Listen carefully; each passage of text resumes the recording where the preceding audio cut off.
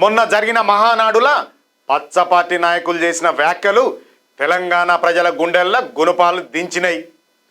బక్కని నరసింహులు అనేటోడైతే ఏకంగా తెలంగాణ అన్న పదం ఏ డిక్షనరీలోనే లేదని బలుపు మాటలు మాట్లాడిండు. ఈ తెలంగాణ అనే పదము డిక్షనరీలో ఎక్కడ లేదు. ఆంధ్ర అని ఆంధ్రకు కొన్ని పదాలు ఉన్నాయి, తెలంగాణకు డిక్షనరీలో లేదు.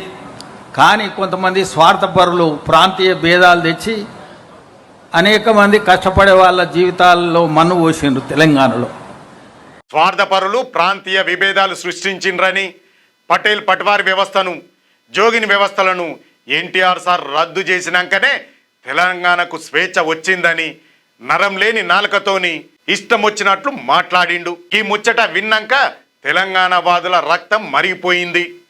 60 ఏండ్ల పోరాటం, వందలాది మంది అమరుల బలిదానాలతోని తెచ్చుకున్న తెలంగాణను పట్టుకొని తెలంగాణ పదం డిక్షనరీలోనే లేదని అవమానించడం వాళ్ళ అహంకారానికి నిదర్శనమని, 6 దశాబ్దాల పాటు తెలంగాణ సంస్కృతిని, భాషను, యాసను ఇజ్జత్ తీసిన గీ ఆంధ్ర నాయకులు ఇయ్యాల కూడా అదే తీరులా మాట్లాడుతా అంటే జనం చీకొడతాండ్రు. మహానాడుల చేసిన గీ మాటల మీద కేసీఆర్ కూడా గట్టిగానే ఫైర్ అయ్యిండ్రు. తెలంగాణ జోలికి వస్తే ఖబర్దార్ బిడ్డ అని ఆ నాయకుడికి గట్టిగానే వార్నింగ్ ఇచ్చి పడేసిండు.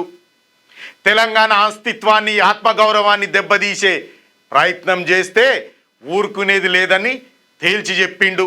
జనం కూడా నరసింహుల మాటల మీద అగ్గి మీద గుగ్గిలమైతాండ్రు. అసలు తెలంగాణ పునాదుల మీదనే ఇయ్యాల వాళ్ళ పార్టీ ఏపీల అధికారంలోకి వచ్చిందన్న సోయి కూడా మర్చిపోయి ఇష్టం వచ్చినట్లు మాట్లాడుతుండ్రని మండిపడతాండ్రు ఇక్కడి జనం. పచ్చ పార్టీ నాయకులకు బుద్ధి గడ్డి తిని గిట్ల మాట్లాడుతుంటే ఇక్కడ వాళ్లకు ఓట్లు గుద్దేది ఎవరు? ఈ నాయకుల మాటలు చూస్తాంటే వాళ్లకు తెలంగాణ మీద ఇంకా ఎంత కోరిక దాగున్నదో తెలుస్తాంది. తెలంగాణను ఓటు బ్యాంకుగా చూస్తున్నారే కానీ ఇక్కడి జనాల మీద వాళ్లకు ఏమాత్రం గౌరవం లేదన్న ముచ్చట బక్కని మాటలతోనే తేట తెల్లమైంది.